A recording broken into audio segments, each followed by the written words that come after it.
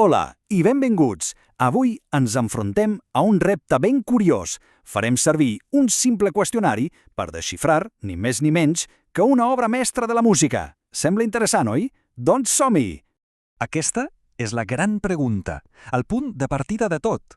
Anem a veure si només amb unes poques pistes som capaços de reconstruir no només la història que s'hi amaga darrere, sinó també la seva música. Comencem aquesta investigació. D'acord, entrem en matèria. La primera part d'aquest trencaclòsecs es fixa en l'argument. Qui és el nostre protagonista i, sobretot, què és el que vol? Vaja, comencem forts. Aquesta és una pista que tothom coneix. Però és també una trampa?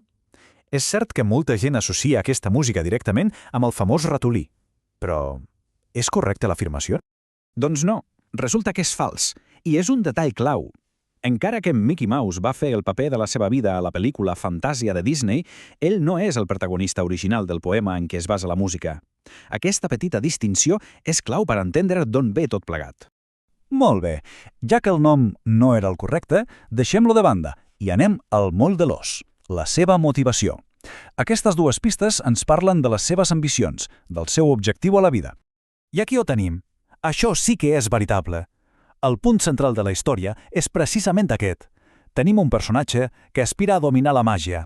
Aquesta és la idea que ho posa tot en marxa, aquest desig de tenir un poder que de moment se li escapa de les mans. Perfecte, ja tenim l'argument. Ara, com sona aquesta història? Per saber-lo hem d'analitzar el so, els instruments que fan servir per explicar-nos-la, per donar-li color i emoció. Abans de res, una definició ràpida per posar-nos en context. Pensem en una orquestra simfònica com una paleta de pintor gegant, però plena de sons. És l'eina perfecta per pintar paisatges sonors i explicar aventures increïbles només amb música. El qüestionari ens dona pistes bastant clares. Que si hi ha violín, sí, veritable. Guitarres elèctriques? Evidentment que no, veritable. Que els timbrals són de percussió? També veritable. Perfecte, això ens situa de ple en el món de la música clàssica. I aquí és on la cosa es comença a posar interessant. Just en aquest punt, el document que tenim presenta la primera contradicció, una pregunta que sembla simple, però que té dues respostes. La primera resposta que hi trobem és veritable. És a dir, que no hi ha saxofons a l'orquestra.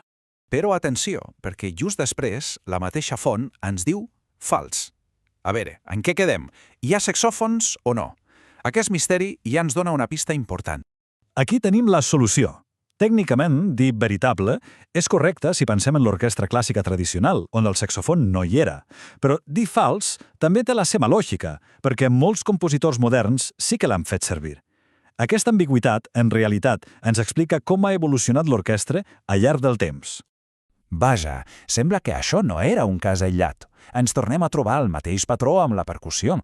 Una pregunta bàsica, però amb dues respostes contradictòries a la nostra font. Aquí, la contradicció és encara més clara. La font diu veritable i fals, però la realitat musical és indiscutible. Pràcticament qualsevol orquestra simfònica té percussió. És absolutament essencial. O sigui que aquí la lògica ens porta a resoldre el trencacloses. Sí, hi ha percussió. Bé, després de resoldre aquests petits misteris, arribem a la que potser és la pista més important de totes. Aquesta afirmació ens apunta directament al cor, a l'ànima sonora de la peça que estem buscant. I sí, és veritable. Aquest és el detall que ho canvia tot. El fagot no acostuma a ser l'estrella de l'orquestra, però en aquesta obra en concret és qui porta la melodia principal. Una melodia que, per cert, segur que tothom reconeix a l'instant. Perfecte. Ja tenim totes les peces sobre la taula. Un aprenent de maig una mica massa ambiciós, una orquestra simfònica potentíssima i una melodia inconfusible tocada pel fagot. Va, ajuntem-lo tot per a la gran revelació. El trencaclosques està pràcticament resolt. Totes les pistes que hem anat recollint del qüestionari apunten en una direcció molt i molt clara. La pregunta final és, doncs, com es diu aquesta obra mestra? Doncs no podia ser cap altra. L'aprenent de Bruixot, del compositor francès Paul Dukas, una peça musical absolutament genial que explica una història d'una manera tan viva que gairebé la podem veure amb els ulls tancats. Llavors, què hem après amb aquest joc de veritat o mentida? Doncs hem descobert la història d'un aprenent de mag, narrada per una orquestra espectacular, definida per una melodia de fagot que ha passat a la història i, per descomptat, immortalitzada per sempre gràcies al cinema. I amb això tanquem l'anàlisi. Crec que ha quedat demostrat que fins i tot un simple qüestionari pot ser la clau per descobrir una obra d'art. La pregunta que ens queda a l'aire és: quina altra història fascinant s'amaga dins de la propera cançó que escoltarem?